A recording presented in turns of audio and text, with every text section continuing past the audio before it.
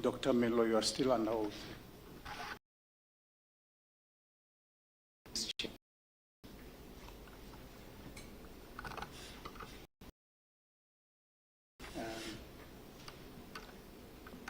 The other day, sometime early this week, I'm continuing with my advice. Sometime early this week, there was an expert who was testifying and clearly enjoying her field, just as you do yours. And then she would give an answer and then go into some lengthy explanations. And I said to her, you are allowed to be brief in your answers. So if I say to you, you are allowed to be brief when you answer questions, you wouldn't be the first person for me to so advise. That said, Advocate Schippers, you can continue. Thank you, Chair. Good morning, Doctor. Good morning, Advocate. We're going to area. We are now going to the disputed messages, H1 and H2. The annexes to the complaint, H1 and H2. I just want to confirm you indicated that what you saw on that page, and Chair, that is in volume 1, page 36.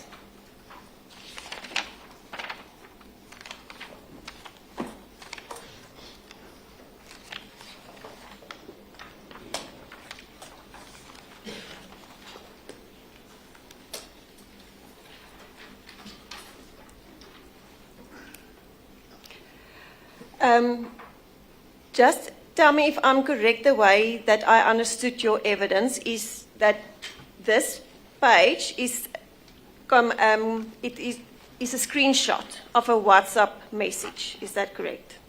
Depicted WhatsApp, not necessarily a WhatsApp message, but it's a screenshot taken on WhatsApp. Is that correct? Chair, I said the picture I see is of a screen of a WhatsApp. Thank you. But then you said the way H1 and H2 is on here, it's below the, how did you call it, the right typing area. Yes. And that, in your opinion, that was a message still being compiled. I said it could be possible that it could, through you, Chair, that it was. Yes. I agree with you. The complainant's evidence was, or let me first ask you this. You are familiar with stickers on WhatsApp. Is that correct? Yes. Is it correct that when you receive a sticker, when you click on it, it gives you 3 options. Either save to favorites gallery, or you can, I think you can delete it, but there's 3 options, and then you can save it. Is that correct? Chair, through you, it depends on the settings as well. Could be possible. The complainant says when her phone worked this way, when she clicked on it, it gave her the option to save it, and then it was saved in the WhatsApp sticker gallery. Do you agree with that? That is possible? Chair, I could only work with this. As to what the complainant said, I could only work with this. Now I'm asking you, is it possible, the way she explains it? I'm not asking if it was the truth, I'm saying is it possible? And I said it's based on the settings. It's very difficult, through you, Chair, to say this is what transpired. This opinion I gave is based on this. Do you understand my question? I'm not asking you for specific that this is exactly why it happened. I'm putting you the version what the complainant said, and I'm asking you, is it possible? Yes or no? I would have to confirm that. Don't you know if it's possible or not? As I said, it depends on the settings. And if the settings is set like that, is it then possible? It could be possible. Thank you. And do you agree with me, or let me ask you that?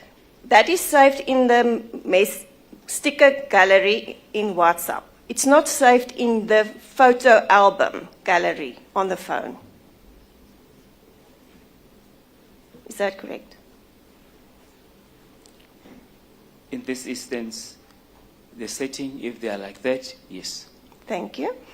Now, the complainant indicated that when she received these pictures, she clicked on it and she saved it to her favorites gallery.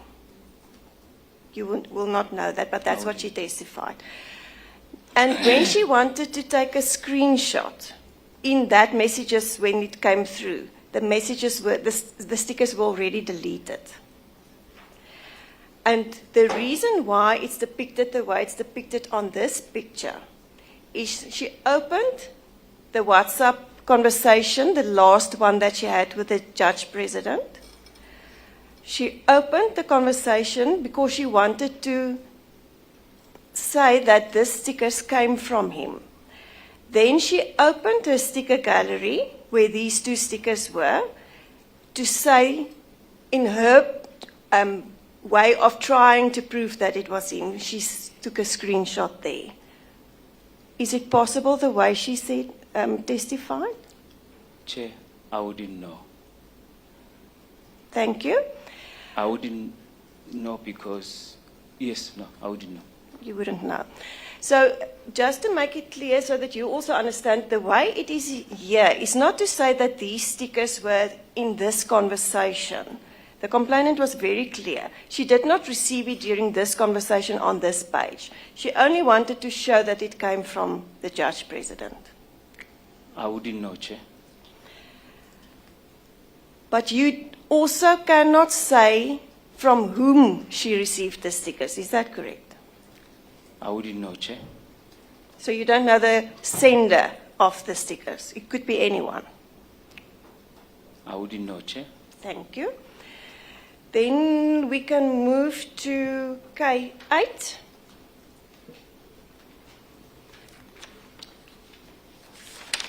K8 is on page 47, Chair.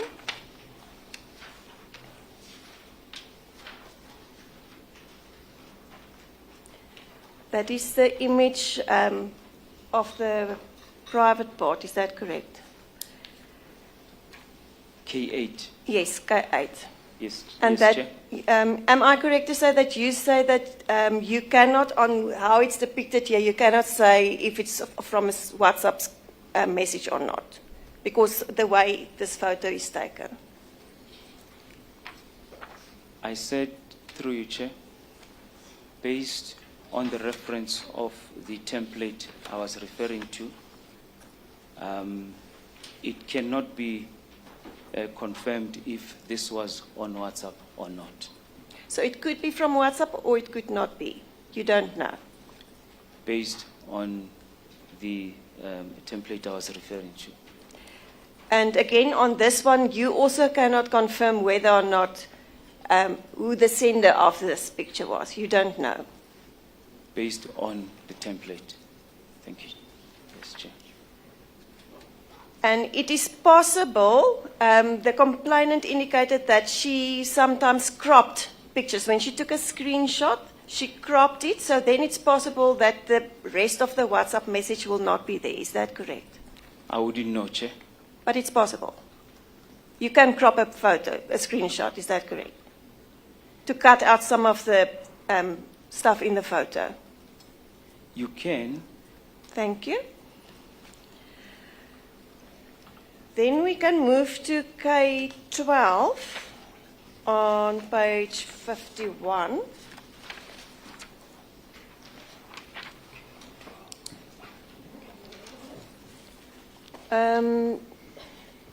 According to you, you said that you observed that there was a time lapse, a conversation gap between 8 July 2021 and 28 June 2022.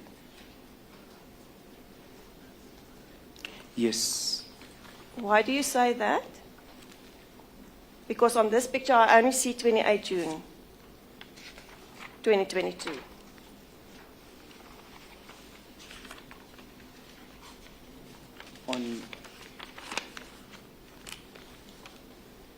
Chair, on the document I looked at,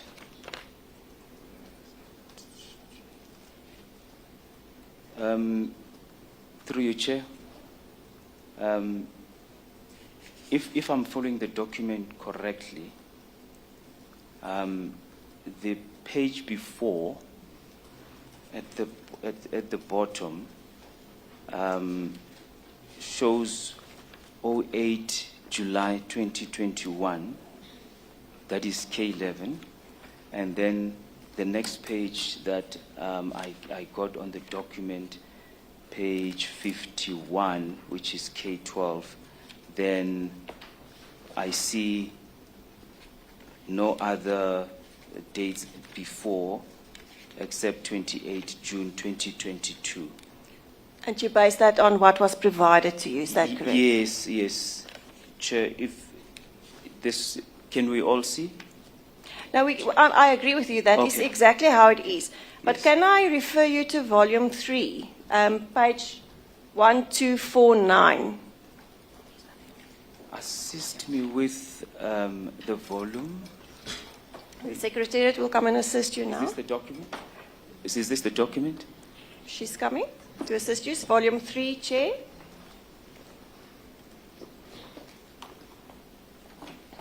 One, 249. And Chair, may I highlight that I never had the volume before, Yes.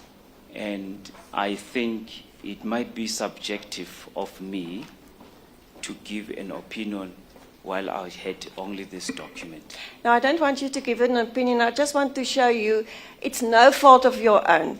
On Yes. 1249, you can see 8 July depicted there. Is that correct? And- On that one that I gave you now. Yes, I just want to make sure that I follow All right. the document. Okay. If you turn the page on volume 3, that one that you have there, do you see 9 July there? I see. Yes, Chair, I see 8, I see 9. And if you turn the page, there's 12 July. 12 July 2021. So because you did not have the complete set, you thought that there was a gap in conversation, but actually there was no gap. Do you agree with me? And it's no fault of your own. It was not provided to you. And it's difficult to really, because as I said, Chair, I think what Yes. the advocate is telling you is Yes. that he's showing you that there were some communications in between. okay. Yes, yes. That's correct.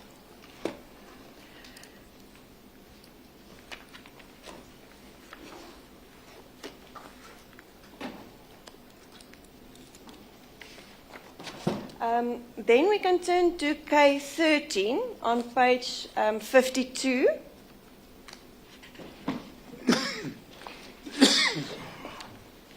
You testified here about the fact that there was only one tick. That means it was not delivered. You recall that?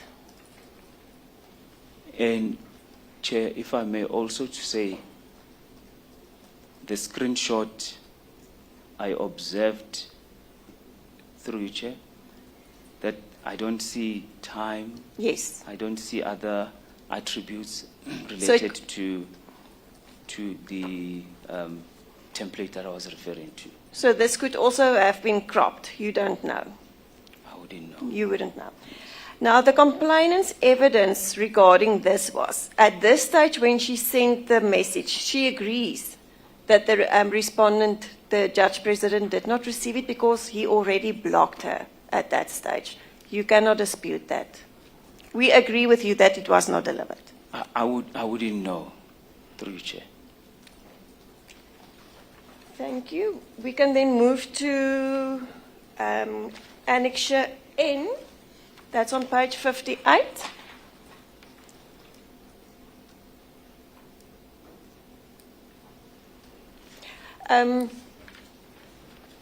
The way it's depicted here, you indicated that this looks like she, the complainant, forwarded this message to someone else because the you was on top of there.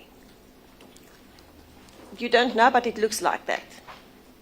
Chair, through you, I said there's a possibility that you could have, or you could have forwarded, or it could be your own typing comment. So there's multiple possibilities. That is aligned with what the complainant testified. Her testimony was that she received this picture from the respondent. You would not know that. You don't know who the sender, the original sender of this picture is. You don't know, is that correct? I don't know. Thank you. Based on what I see here. Yes. And she received it from the respondent, and then she wanted to send it to a colleague of hers for safekeeping, and then she wrote the words "no comment" on the bottom and forwarded it to her colleague. That's consistent with what you see here. It's possible. I wouldn't know. It's possible. I wouldn't know what would have happened. But it's possible, the way she described it. Say it one more time. That she forwarded to a colleague and she wrote the words "no comment" on it. It's possible. Yes, it's possible. But again, you don't know who the original sender was. I wouldn't know.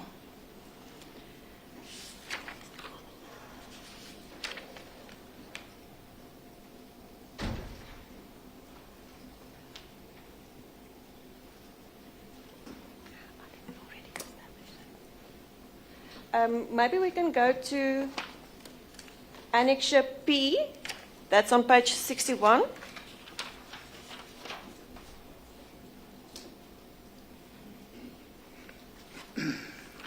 Again, here you say it's not consistent with the screenshot of a WhatsApp because all the features are not depicted on there.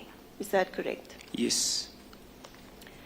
But you can also not dispute that it was received on WhatsApp. I wouldn't know.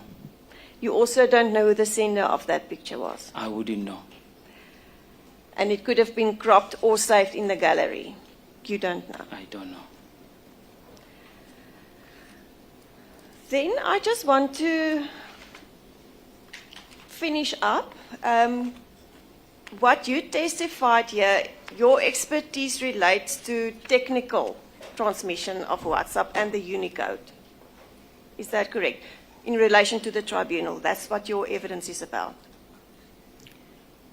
How they are sent and received, and it's not in regards to social or linguistic interpretation. Chair, as I said, I never claimed to be a linguist expert. So your evidence speaks to functionality and not the meaning of the messaging, the conversation. You cannot give an opinion on the conversations. Is that correct? And what the meaning of the conversations was?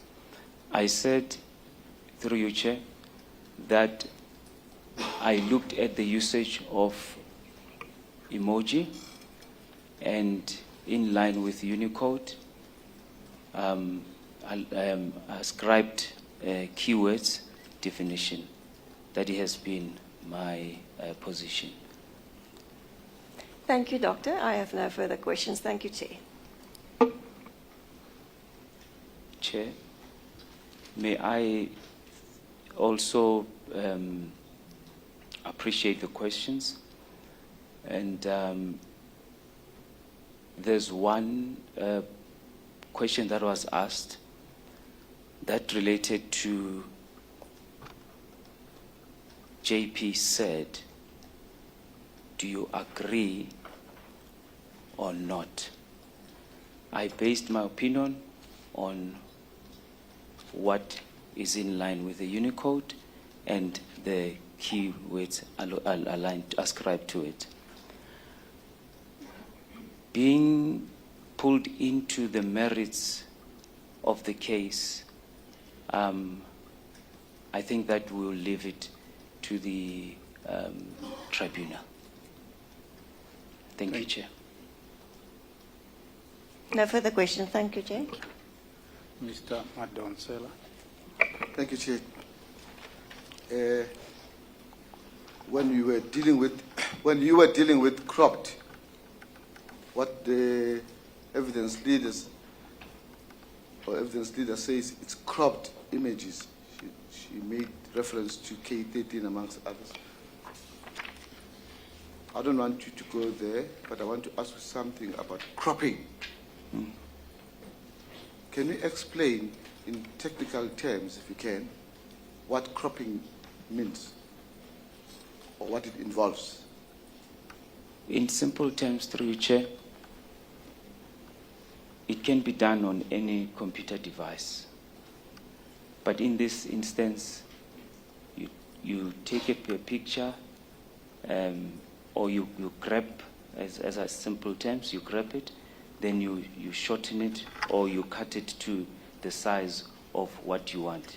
It can be a photo in your photo gallery. It can be on the screen. It can be anyhow. So that's what cropping would mean. If you crop a picture or a message, is it possible to superimpose things on the picture that you have cropped? When you say superimpose in simple terms? To manipulate the picture, in other words. Because it becomes, through you, Chair, because it becomes an editable photo, you can put a comment on it, you can write on it, you can squeeze it whichever way you want. Depending on the software that you also use, you can edit. Thank you, Chair.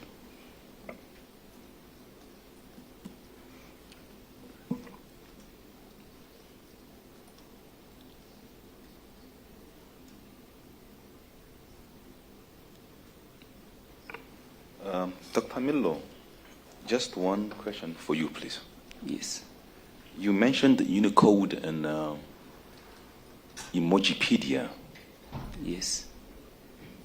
We have a list of emojis and definitions in Unicode.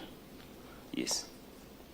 Would I be correct to say there is also a list of meanings of emojis in terms of Emojipedia? To answer you, what Emojipedia does, they consider the background of when the emoji was added or the version of the emoji, and they then, in consideration of the meaning allocated by Unicode Consortium, the technical team, and then with their own also augmentation or supplementation, they, out of their own opinion, would say in the social media there's also this kind of usage, but it's just their own opinion in terms of that. Yes, I hope I can. It's clear. Thank you. No further questions. Thank you.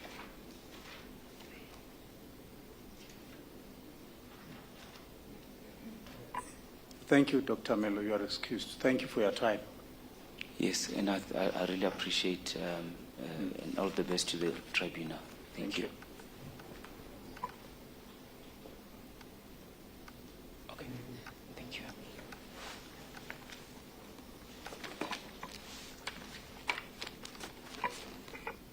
Advocate Madonsela. Thank you, Chair. May I have leave to call the next witness, Ms. Onati Sogoni.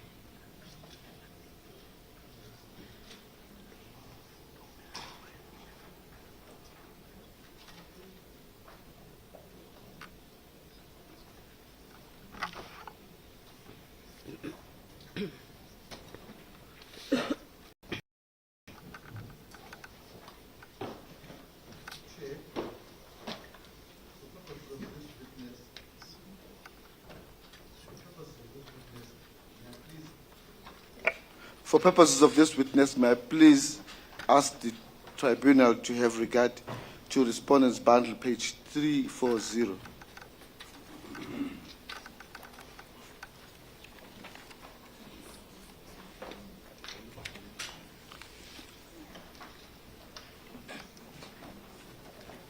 I know.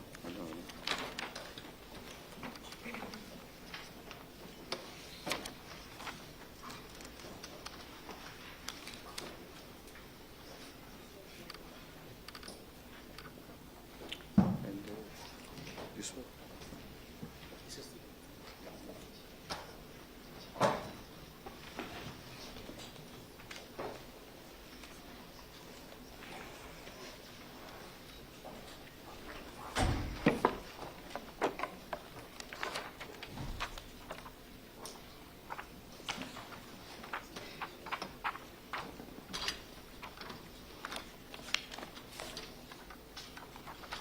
The longer statement? The longer statement? No, the longer statement. Mr. Matonsela, you say page? 340. Sorry, man. 348.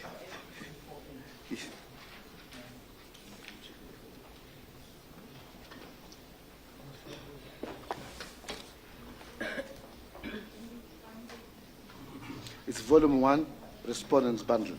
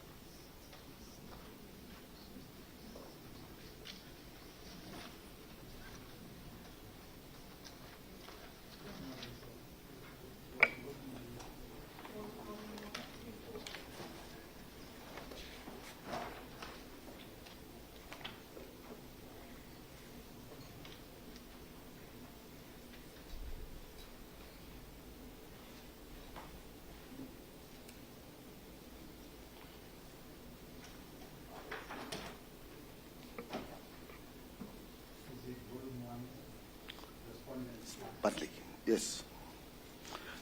Chair, so that I avoid any further disruption with regard to identification of documents, might I please ask that those assisting the tribunal members also pick up another volume, volume 4 of the respondent's bundle, and in particular, pages 1676.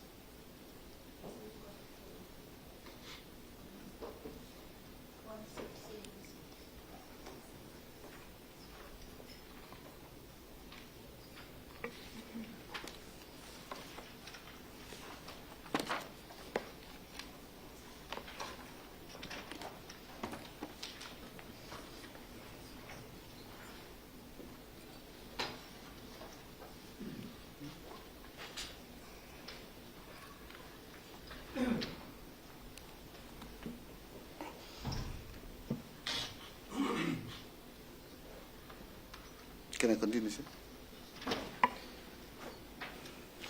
The witness will testify in isiXhosa and through the medium of an interpreter. I see, Chair, you say I must proceed. I think it is usual that the witness be sworn in first. Yeah.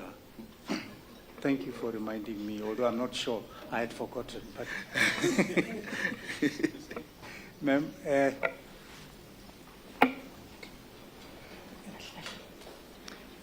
your full names, please. Kasipha amagama akho onke ke nefani. Unathi Sokoni.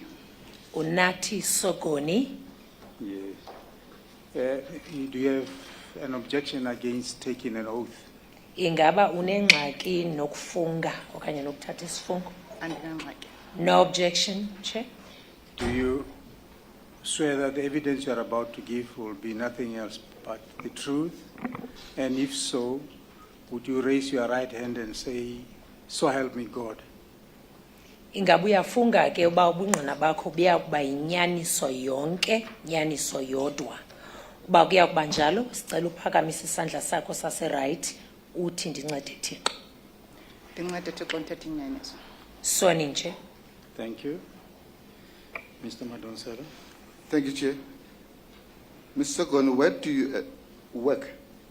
Usebenza phi, Ms. Sogoni? Uqala kwami usebenza ndasebenza eSpringbok eNorthern Cape. My very first time of employment, I started at Springbok in the Northern Cape. Ngo-2008 as a DCRS clerk. That was in the year 2008 as a DCRS clerk. And then, What is DCRS? okay. Intoni ke i-DCRS ngamafutshane lana intoni yona? Digital It's digital court court recording system. system. And now you work, where do you work? Ngoku usebenza phi ngoku ngawo lo mzuzu? Uqala ngo-2019 kuzotsho ngoku ndisebenza eMakhanda High Court. Starting from the year 2019 up to date, I am working at the Makhanda High Court As a CRT clerk. there. Stenographer. There I work as a CRT clerk or stenographer. Stenographer. I think there's an easy one. It's rather stenographer. Let's stick to stenographer, Council. Yes. We're saying before you were employed at Makhanda as a stenographer, you worked elsewhere, where? Uthi ngaphambi uba ube usebenza eMakhanda, ubusebenza phi kanene? Bendisebenza eSpringbok kwa Department of Justice. Mara ndisebenze kwindawo ezahlukeneyo, kwi-sections ezahlukeneyo, kwiminyaka ehlukeneyo. I was working in Springbok in the Department of Justice. Even though I was there, I was placed in different sections in the department, Yes, in the department, yes. different offices, Sections. or sections rather. Yes.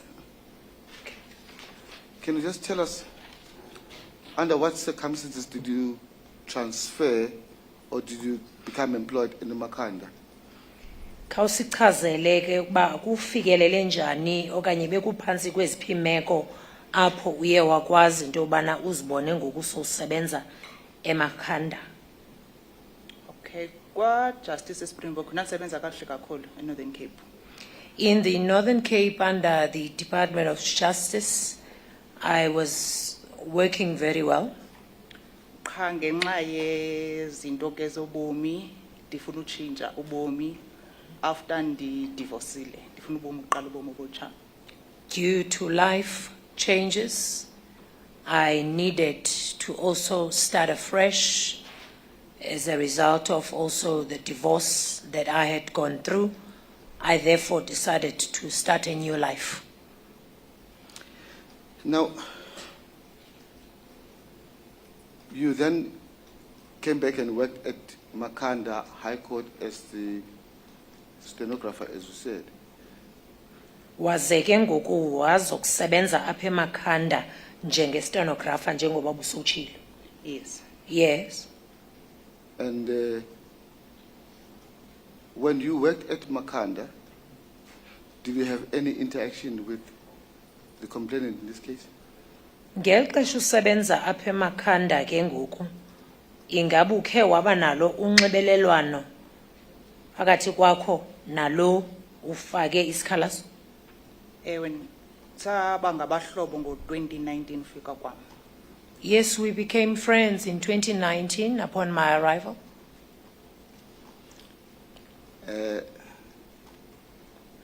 I'd like you to talk to the tribunal and tell us about your interactions with the complainant in this case at some length. But before I do so, Chair, with your permission, and the members of the tribunal, I need to address a matter that is not related to the issues in this case with this witness, which she has asked that we should address upfront. On the 2nd of June, I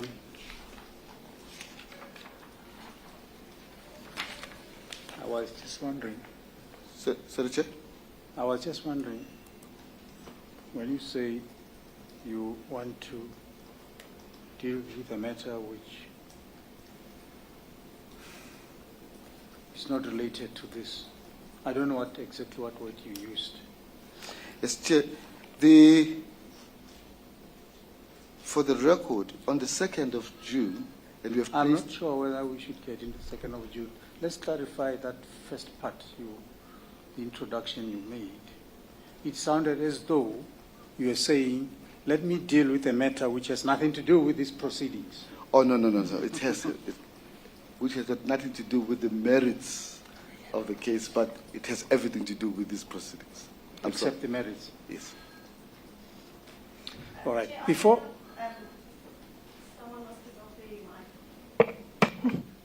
There are too many. Chair, I would suggest that we do this discussions in chambers. Yeah, yes, I was about to ask him, Mr. Madonsela, whether this is not a matter or part of the matter we actually discussed in chambers and agreed to deal with it in the manner that we agreed it should be dealt with.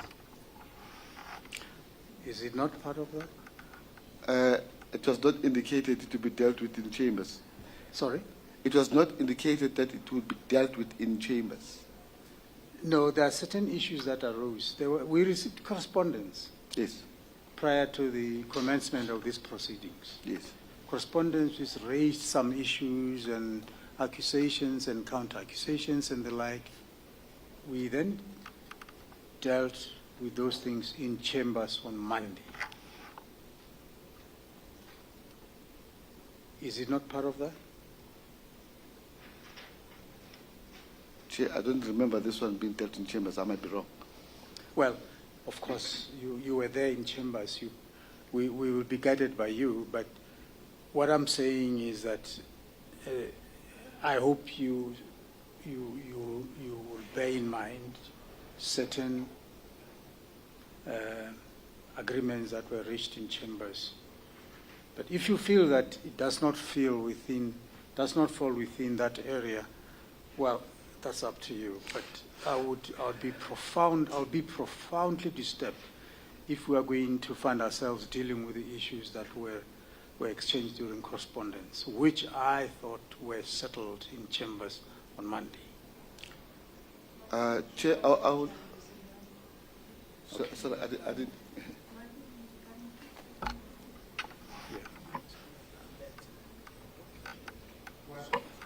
The panel, Chair,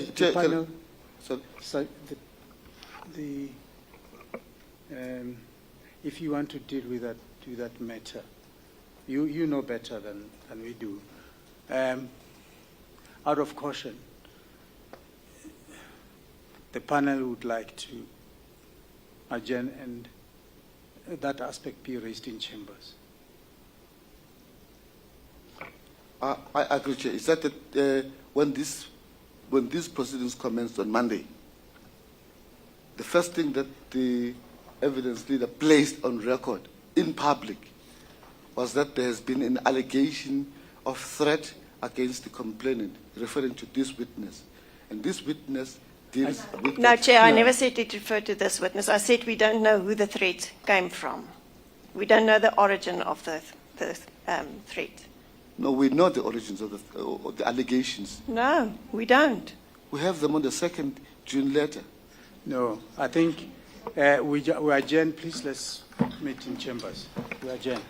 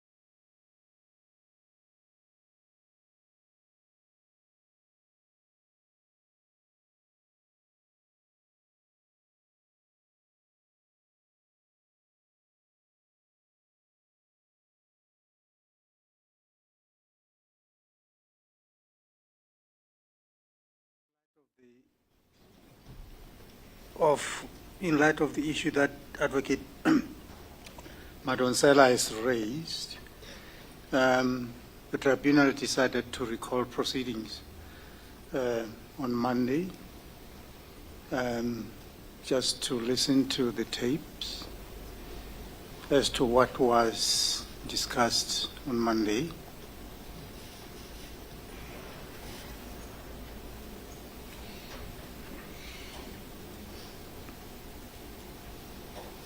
The address that was made by Advocate Skippers.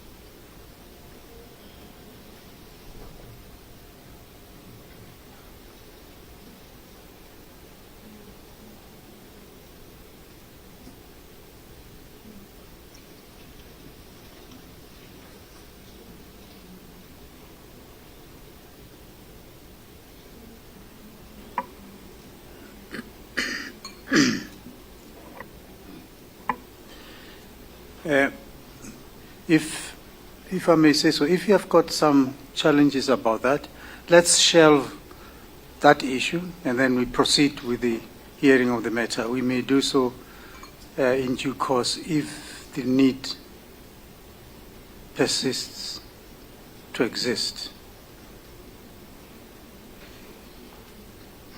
So shelve that aspect and let us start with, recommence with the hearing.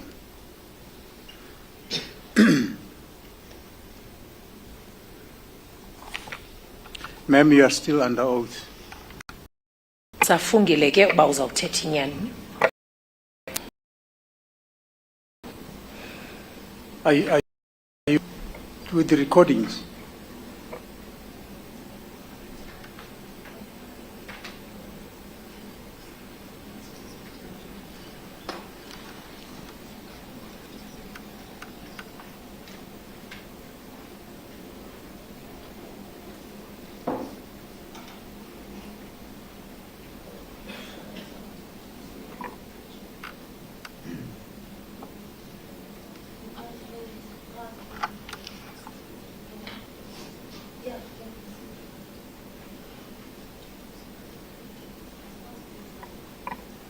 Mr. Madonsela.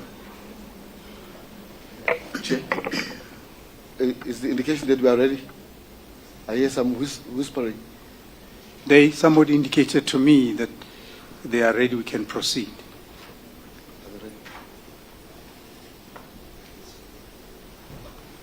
Yes, they are ready. Thank you, Chair.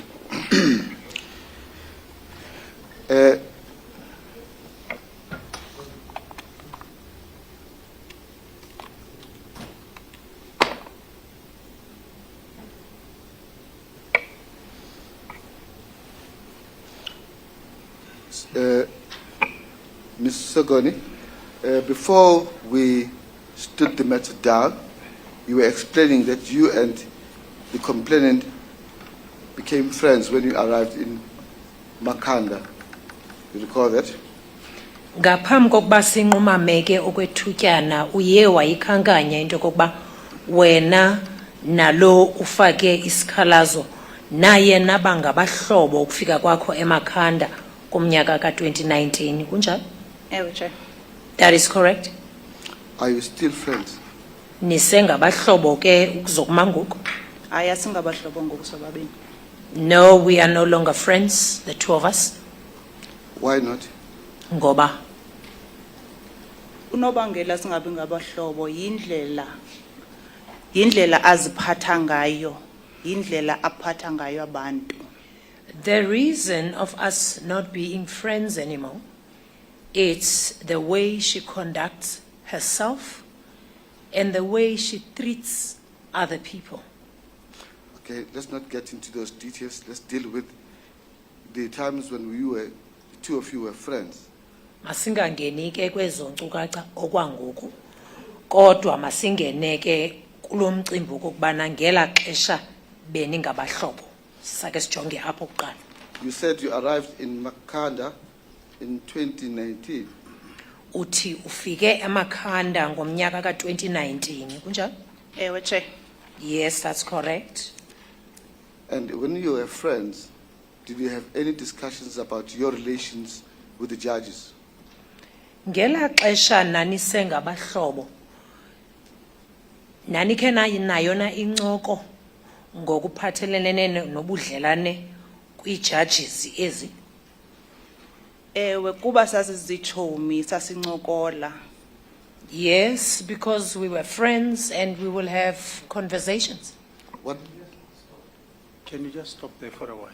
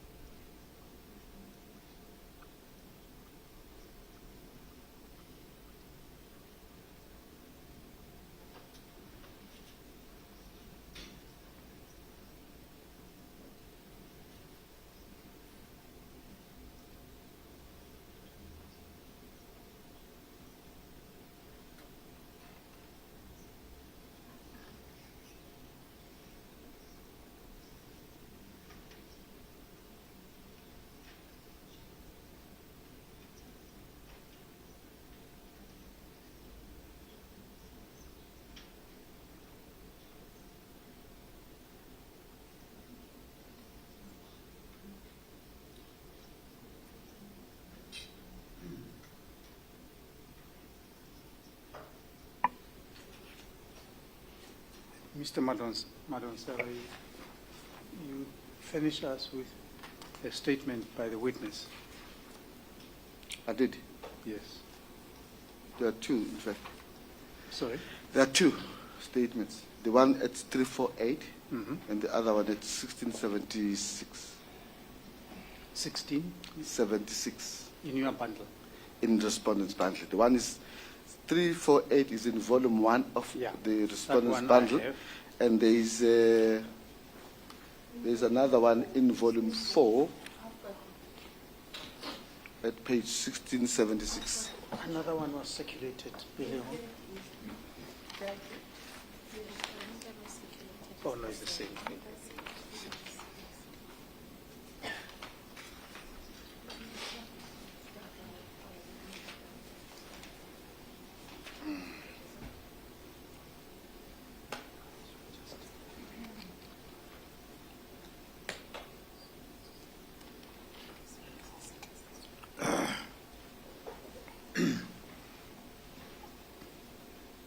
We would like to read these statements, for which purpose we adjourn proceedings, and let it also be tea time for everybody. We will resume at 11:15. We adjourn.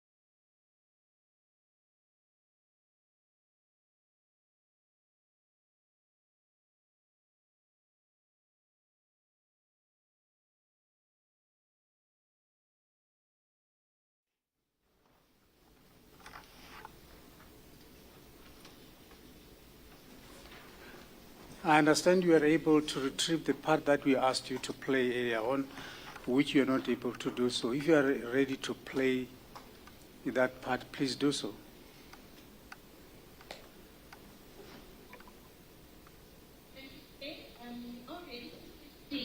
However, I just want to place on record that there has been parties involved in threat and counter-threat.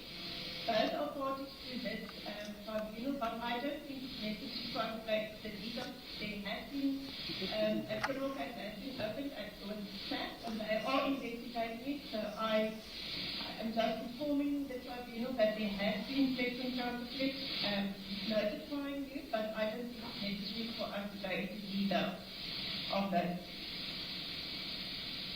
Yes, to be more accurate, it has been there alleged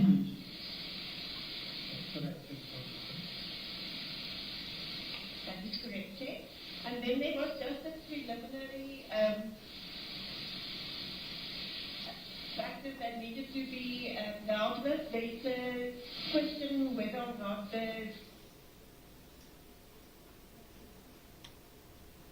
I think that's enough. Yes, we believe that that situation must obtain, and we are not going to deal with those allegations and counter allegations. We are not the right platform for that. According to the papers or letters that had been written to us about it, it's clear that some criminal charges have been laid. Maybe I should say counter-criminal charges have been laid. So that's the right platform to hear and inquire about such things. Thank you. So you heard that, Mr. Madonse? As the court pleases. Yes. As please, Chair. Yes. Yes. Yeah. That said, we have had time to read the two statements made by the witness. We have a provisional of prima facie view about her evidence. Our prima facie view is that her evidence, she cannot lead evidence on the contents of these two statements. And if you want to persist to lead her evidence on the contents of this document, you have to make out a case for that. We are of the view that large parts of it are hearsay evidence. That's the first point. Secondly, there is evidence on the character of a person. This is character evidence. Thirdly, the contents of these statements have not been put to the complainant when she testified. Fourthly, and this is very problematic,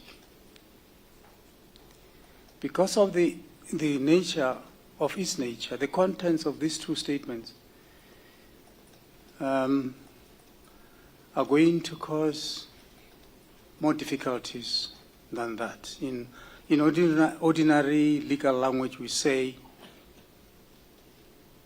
the probative value of the contents of these statements is so minimal in relation to the inquiry that we are supposed to conduct.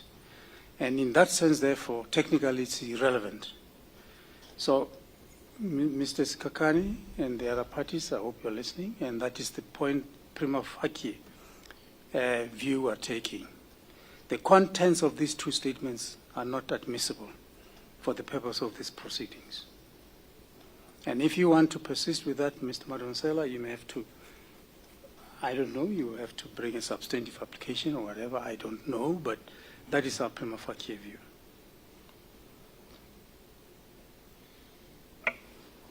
If you want me to summarize again?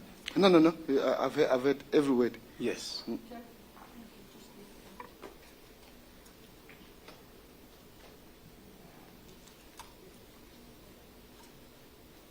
Yes, when I spoke about the probative value, I should have added that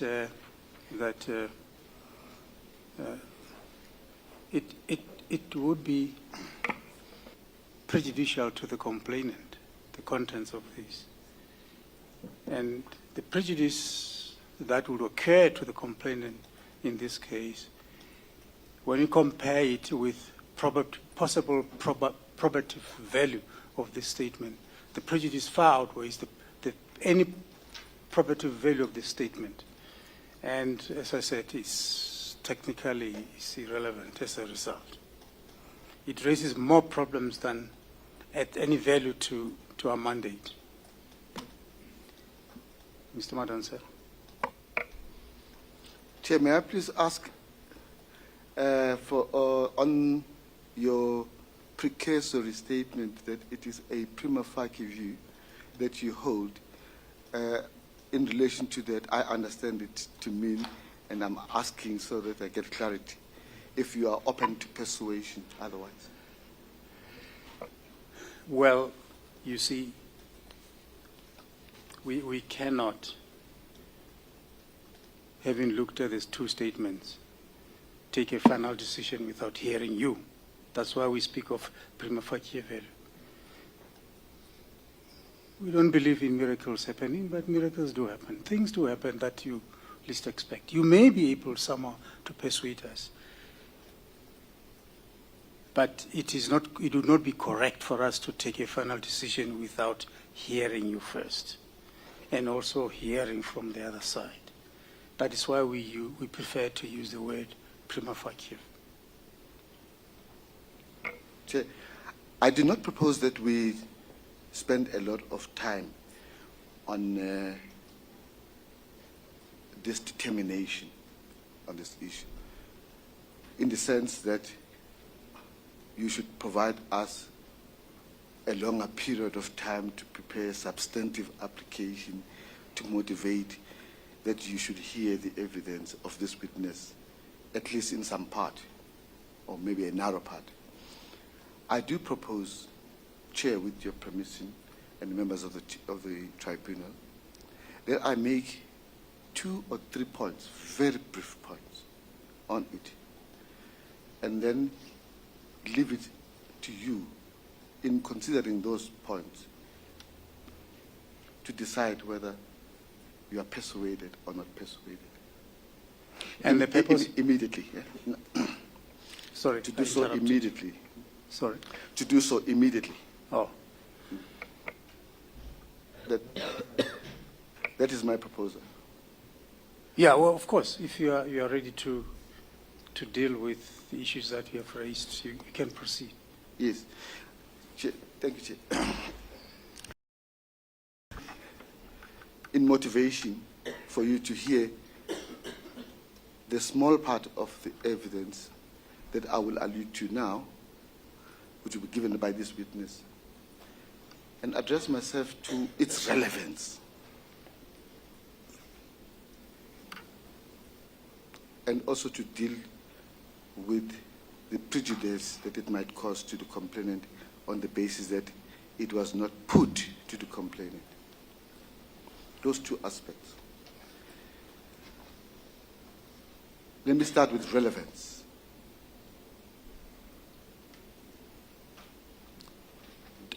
Lisa Vetten, Miss Lisa Vetten, came here in this tribunal and gave evidence to the effect that the complainant was subjugated because of the power positions of her as a secretary, a child secretary, and because the JP was a judge and a father. That she described as the reason why she was subjugated, and as a result responded to the JP, the manner she did, with deference. That's the essence of her testimony. She based that on theories about power relations. without having heard a word with the complainant. She was allowed to give that testimony. How can we be forbidden? How can it not be relevant for the respondent to give direct evidence relating to how the complainant understood the relations between her as a secretary and the judges, as related to her by the complainant? I asked that question argumentatively. I'm not asking that you should respond to it. I'm asking it to make the point that in our submission, in order for us to deal with that evidence in a direct way, the evidence of Ms. Mengo, the evidence of Ms. Sogoni, as to what the complainant said to her about those relationships between secretaries and judges, is directly relevant to deal with that theory of Ms. Lisa Vetten. That is in relation to relevance.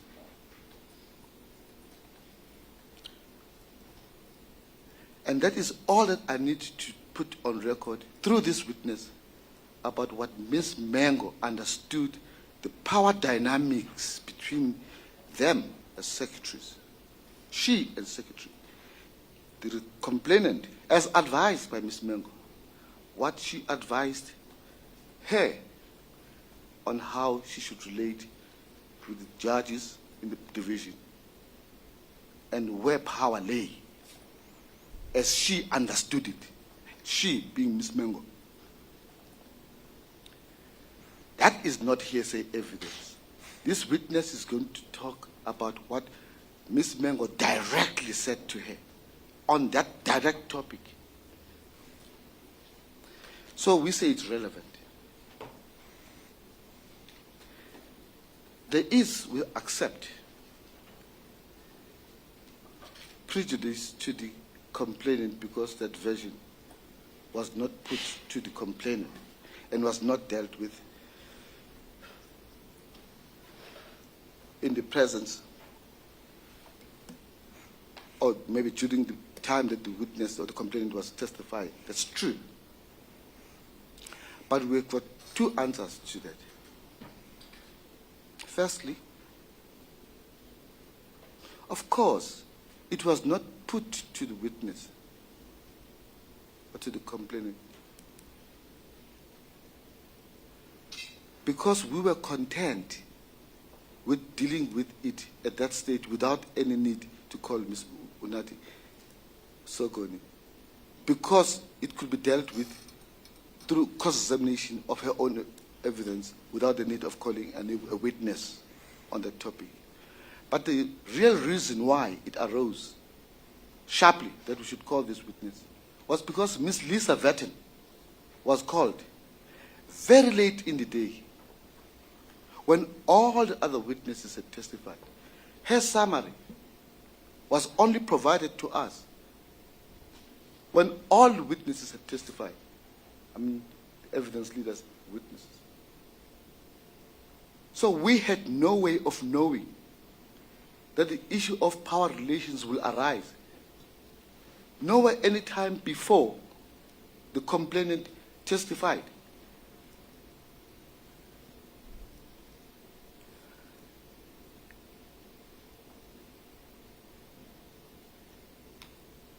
So we could not have put that version because we could not anticipate that Lisa Vetten will come and say that.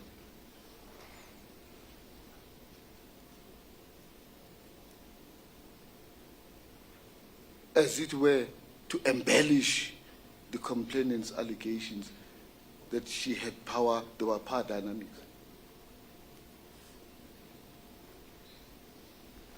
So, Chair, it is unfair to us to be settled with a situation where you allowed, despite our objections, Lisa Vetten to come later in the day with a late summary in such circumstances where we cannot deal with her evidence. It's unfair to us. It is in fact prejudicial to us.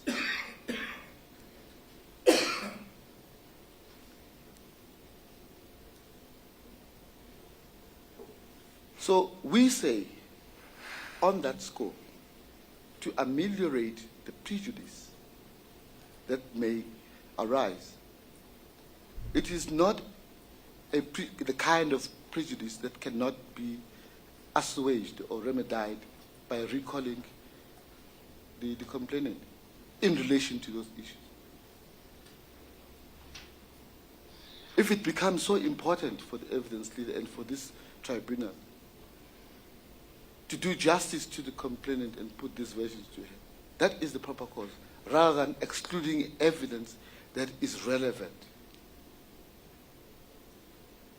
to a matter that has been raised late in the day by the evidence leader without us getting an adequate opportunity to deal with it. So, Chair, as to probability of value and how you evaluate the evidence at the end of the day, it's a different matter. It's a matter that arises once the evidence has been heard and once the witnesses have testified and you are at the point of weighing which version you should take and which one is more probable. It does not arise in our submission at this stage to determine whether the witnesses should address that particular matter we're talking about. So, say we submit in essence that you should revisit your prima facie view on this topic and limit the evidence of Ms. Unathi Sogoni on the narrow issue of what she understood the power relations to be between them, her, as secretaries, vis-a-vis the judges in the division. On that narrow issue. All other issues we do not wish to pursue it on the basis of a prima facie view. So it is on that narrow basis that we invite you to reconsider your prima facie view and consider our argument on this score and allow the witness to testify on that issue alone.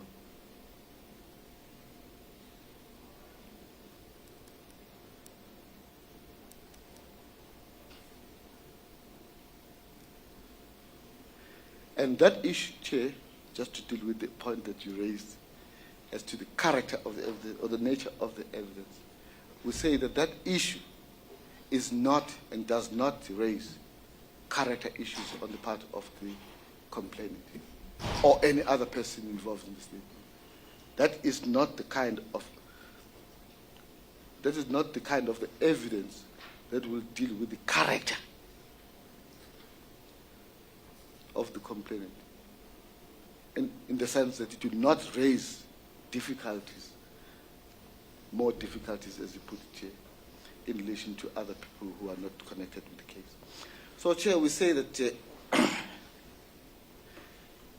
this evidence should not be excised from the record. It should be allowed. It's relevant. And it's any prejudice it might cause can be assuaged by ways that will limit the extent of the prejudice by recalling the complainant. Thank you, Chief. Just for clarity, are you saying that if she were to testify,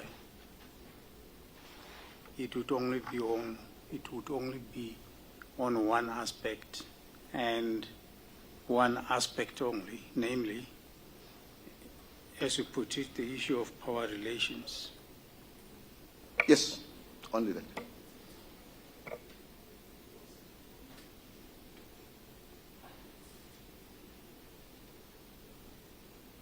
Now that would be, assuming that's the case, it would be then a general testimony on the concept of power relations. I don't know. Because here, in these statements are pointedly dealing with and directed at the complainant. It's not a general discussion of relationships. Yes, it will be pointed in relation to the complainant only. Her, the complainant's understanding of the power relation, not other people. That's just the clarity I wanted. And then I'm not sure what you mean by saying that the issue of power relations it was raised for the first time when Dr. Vettel testified. No, I'm not saying that it arose for the first time. I'm saying it was embellished by her. Through her. But it has always been a central issue from the beginning. Chair, yes, it was a central issue from the beginning. I may have forgotten to raise this issue. Let me raise it now that you have made the inquiry about it. You will recall, sir, and the members of the tribunal, that when my learned friend, Mrs. Kakane, entered into a debate, because, Chair, I suppose and I surmise that when you say it did not arise only when Ms. Witten came through, you are in fact saying that it arose when the complainant testified. I'm making this submission on that surmise. When Mrs. Kakane delved into the cross-examination of the complainant on what he referred to as the core construction of power, he was stopped. And it was suggested at that point that that issue would be dealt with by an expert, Ms. Lisa Witten. So he did not proceed to engage with that debate through the complainant. And that issue only crystallized once Lisa Witten's report was filed.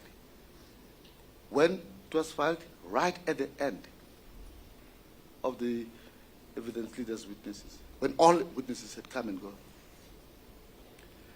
So, Chair,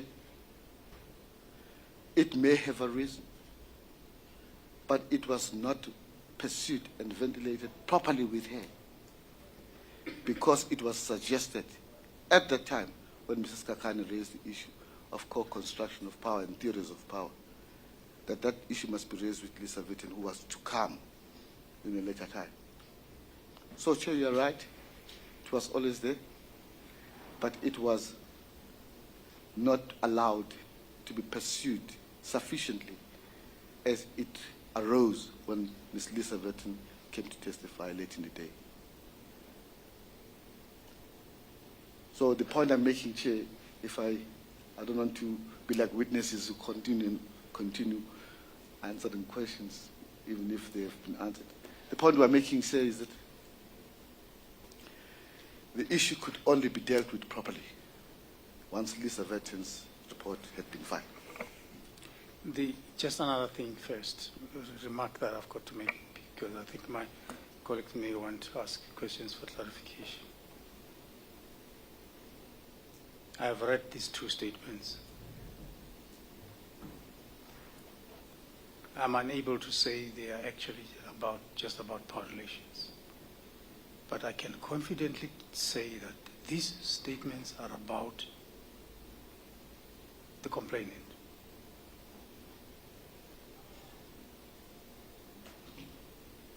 They're not dealing with the concept of power relations in the manner that you're suggesting Mrs. Vettel did.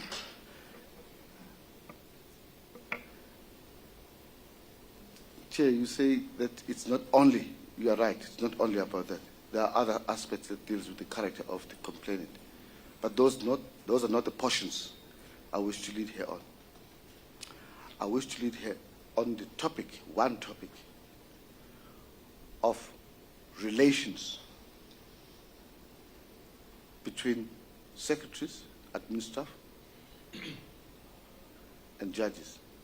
Yes, but to allay... I'm sorry, that's the premise. of your proposition. But I'm saying to you, the contents of these statements do not deal with the issue of power relations between judges and clerks.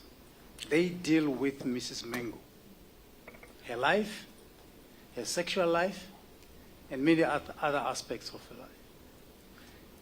The contents of these two statements, or rather, your argument, you premise your argument on the theory of power relations. The contents of these statements don't deal with the concept of power relations. They deal with an individual person, Mengo.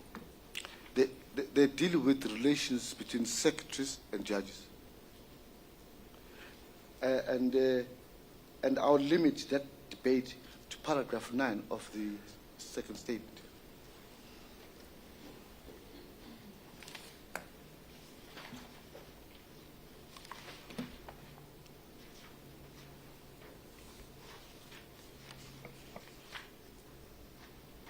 Because, Chair, you recall Paragraph what? 9 Of the statement at the type, the typed version.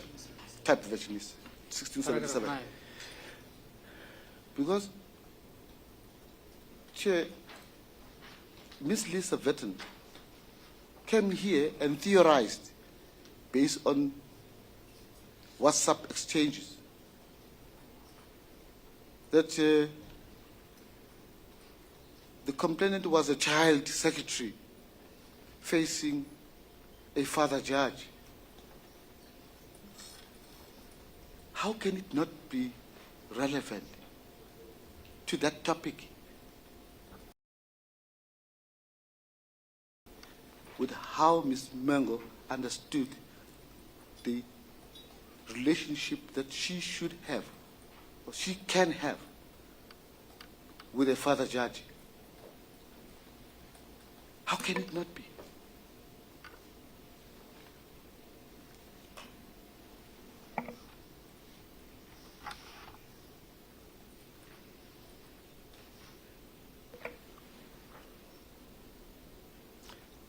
It is, we submit, relevant.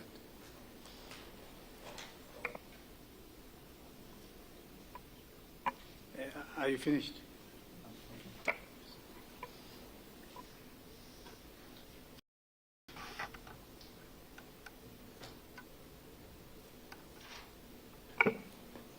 Mr. Matonsela, if, let me put it hypothetically, if we were to accept your argument that paragraph 9 is the one that is relevant to address the question of power relations, are you saying then everything in this affidavit is to be excluded then, as you lead this witness? I would abandon it. But this statement or this paragraph is just a two-lined paragraph. Yes. Are you only going to lead here or expatiate on this particular paragraph? That I'll just lead on it.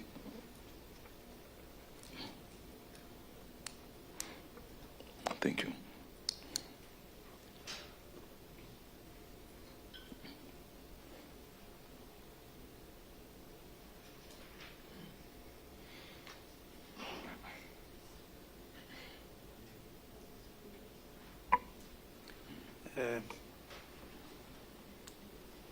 Advocate Skeppers, are you ready to respond?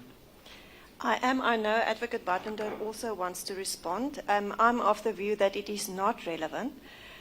These lines in here is totally different than what the case is before us, because it's not the case as it's stated here that the complainant was a seductor.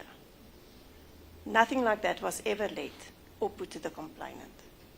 And it is not correct to say that power relations only came up now with Ms. Lisa Vetten's evidence. It was from the beginning, even in the first proceedings, that was part of the case of the complainant.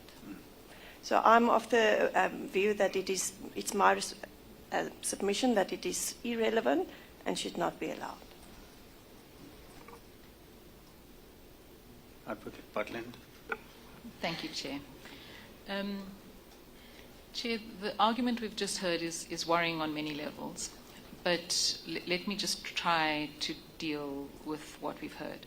First of all, the oversimplification of Ms. Vetten's evidence is concerning. Her Ms. Vetten is an expert. She was acknowledged to be an expert. The preeminent expert on gender, I think, was put to her even by the respondents. Ms. Ogoni is not an expert. She's not an expert on gender. She's not an expert on power imbalance. And you do not need, this panel does not need to know about power dynamics from someone who we know has a fractious relationship with the complainant. That is clear. So I would submit that you've already had evidence that deals with that. And you've had evidence, we heard that the respondent's concern with this witness was to place evidence before this tribunal that concerned the relationships between secretaries and judges in this court. You've already had 3 witnesses come and tell you about that, who are actually secretaries. Ms. Ogoni is not a secretary, she's a stenographer. You've had Brenda, you've had Abongile, and there was one other, Zinhle. So I would submit that to the extent that the respondents wish to place this evidence before you, it's already before you, and it's before you from people that actually have first-hand knowledge of that relationship. They all gave evidence about the dynamics between secretaries and judges, and particularly about the Judge President. Secondly, it's not true that the respondents were only told about the power dynamic imbalance when Ms. Vetten's evidence was canvassed. That's not true. Ms.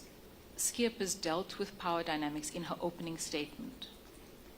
Mr. Skakane cross-examined on balance of powers. It's not true that he was stopped. Before he was stopped, he cross-examined extensively, and I've just checked our notes, on overt power and soft power, for example, on photographs. So there was a lot of questioning, in fact, of the complainant about power dynamics.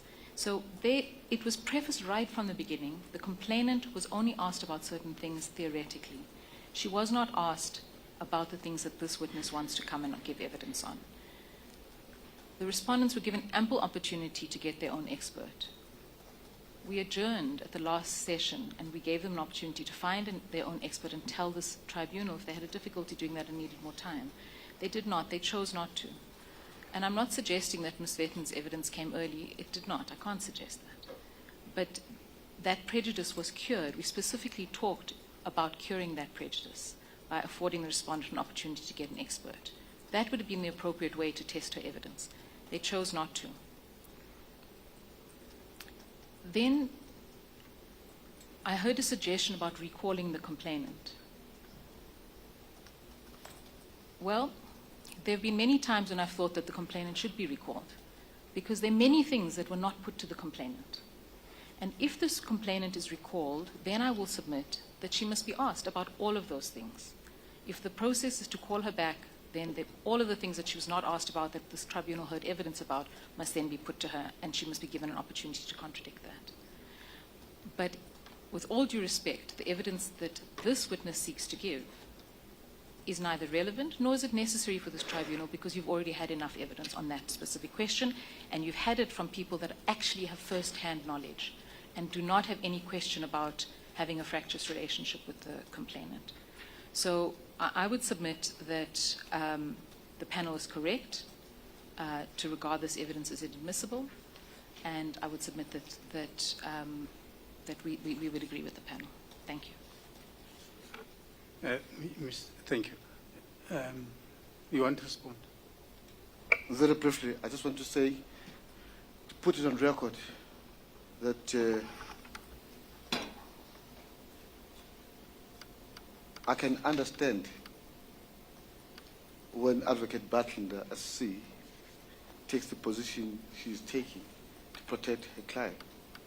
I don't understand why the evidence leader will be belligerent on this aspect, because this affidavit of Ms.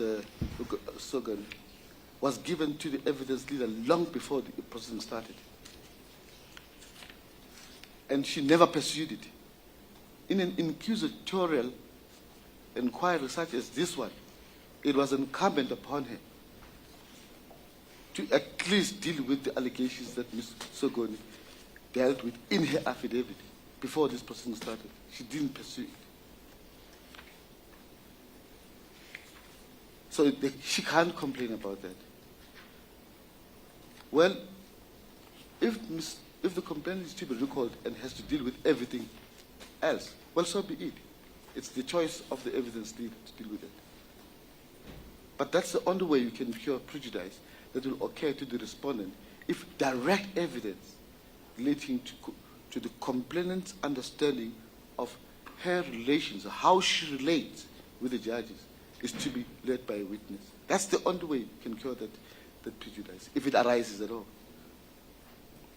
We had no obligation to deal with the opening statements which were made by the evidence leader in this case, by way of cross-examining witnesses, and impute on them the evidence leader's understanding of what the case was all about.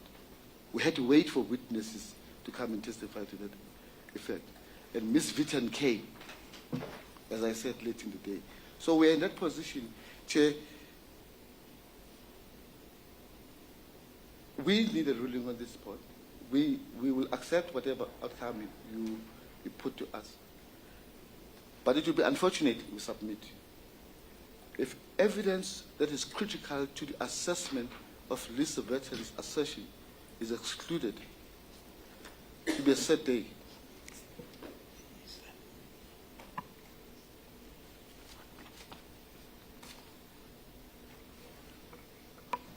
Thank you, Chair.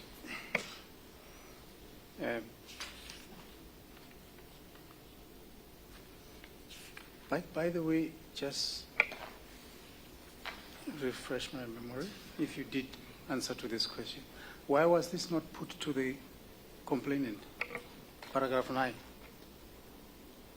The Chair, contents of paragraph 9. Chair, when Mrs. Kakane was dealing and delving deep into the matters that dealt with power relations, co-construction of power and power theories, before he could even get into that point, his cross-examination was objected to firstly by the evidence leader and the complainant's legal representatives. And that objection was upheld. He never got to deal with that issue. He left it for the right moment. May I ask Mr. Madunsela, this is evidence. This is not theory, as you say that Mr. Sekakane was discussing with the complainant. This was direct evidence. I mean, if what she said here is direct evidence, one would expect you to put that to her. It's evidence relevant to power dynamics.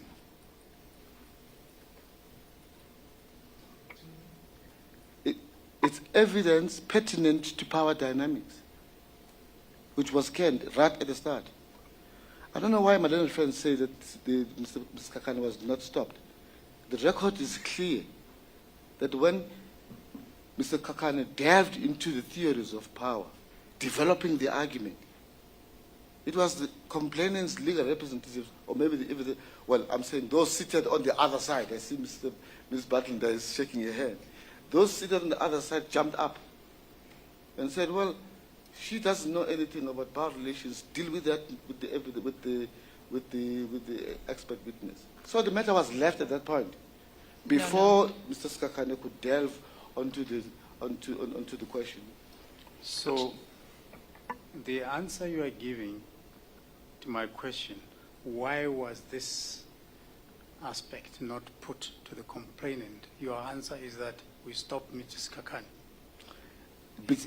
Is that your answer? No, the answer is it would only arise in the context of a power relations.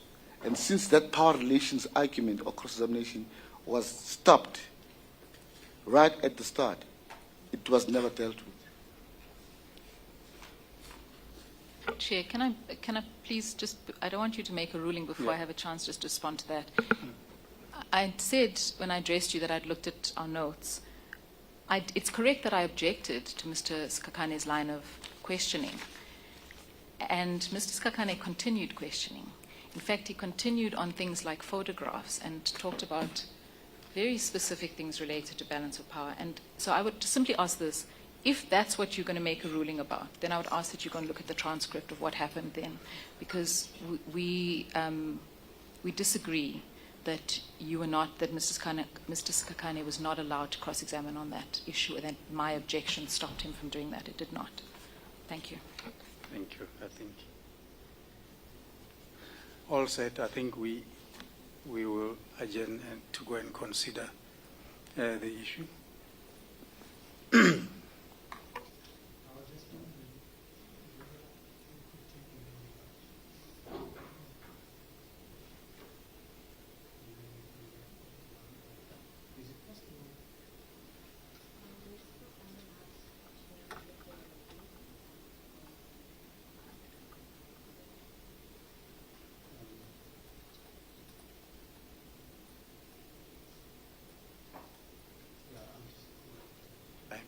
Maybe we should just adjourn and hope for the best that we'll be able to come back at 1 o'clock.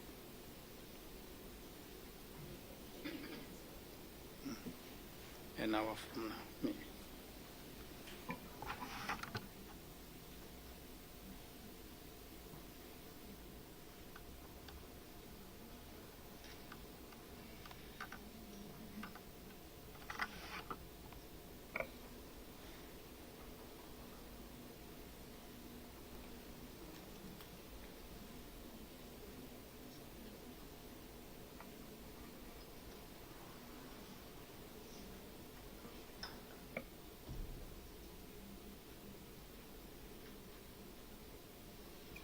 Chair, maybe before you address us, may I just find out, Chair,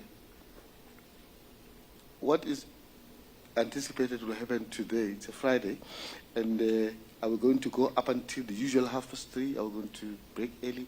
I just need that clarity so that we arrange our affairs this side.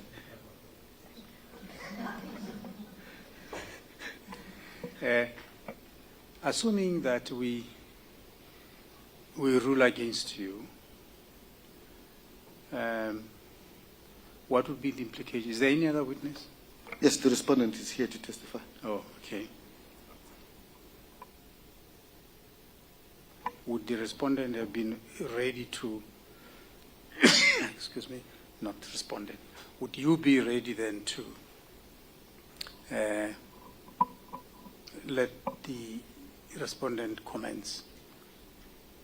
The respondent is ready, has been ready to testify, but my other friend, Mr. Muskakar, might not be so ready. I don't know. He may have to talk for himself because he is leading the respondent. I think there is an element of readiness. I think he can respond on his side. Yes, Mr. Skakani. Yes, Chair. It's just a practical issue. We can start. What I see, looking at the themes I'm dealing with the respondent, we may have to start and stop quite too early in the themes that he's dealing with. So while he's ready, we are ready. I think practically, unless we could start on.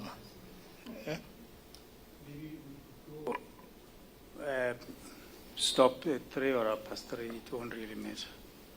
If the issues that, if there are issues that you could deal with until 4 o'clock, there are issues you could deal with until only 3 o'clock, then that's fine, or past 3, that's fine. I think that's what Mr. Sikakona says. He doesn't think he'll finish in that time. Yeah.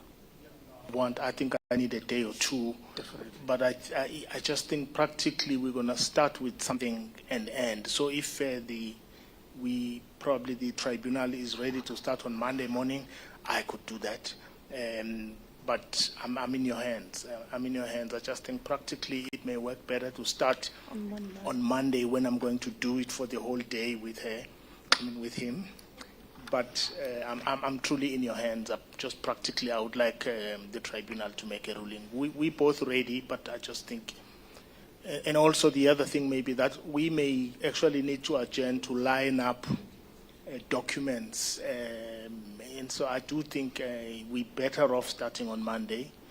But my client will kill me for this suggestion because he's ready. But I think practically, he's not a lawyer. I'm the lawyer now. So I think practically I will be in your hands. But we can start on Monday. Yeah.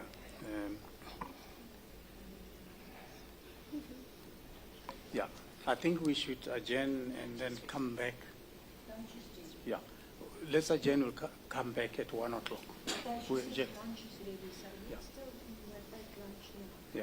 Yeah. We're advised lunch is ready, so everybody can go for lunch now, and then we'll come back at 1 o'clock.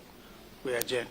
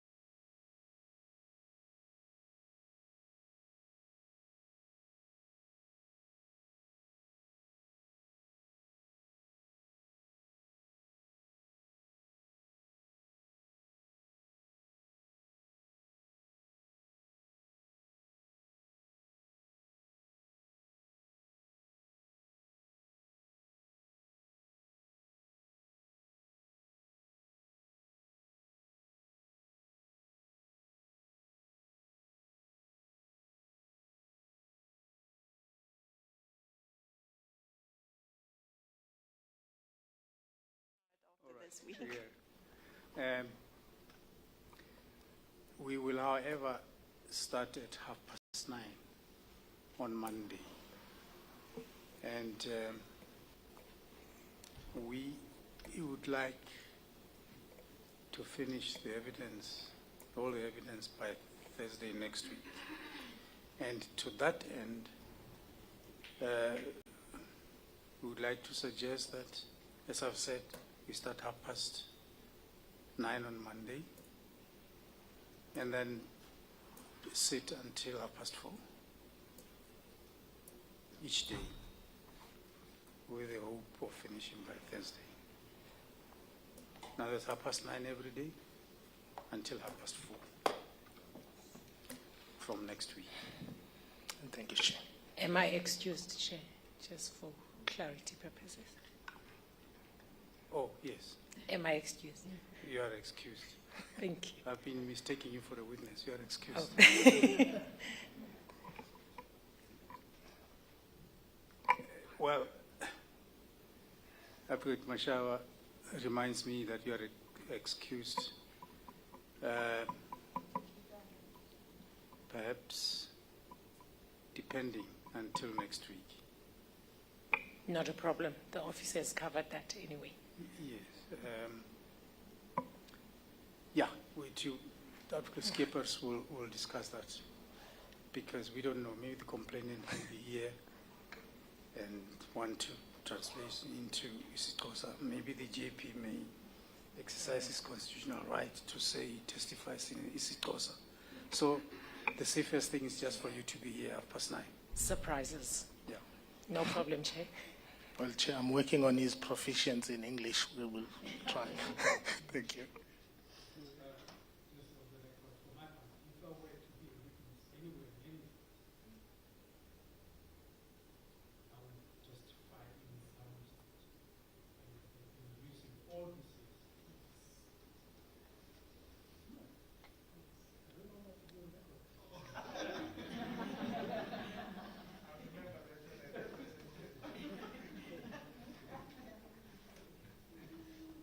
We adjourn until Monday 9:30. Thank you.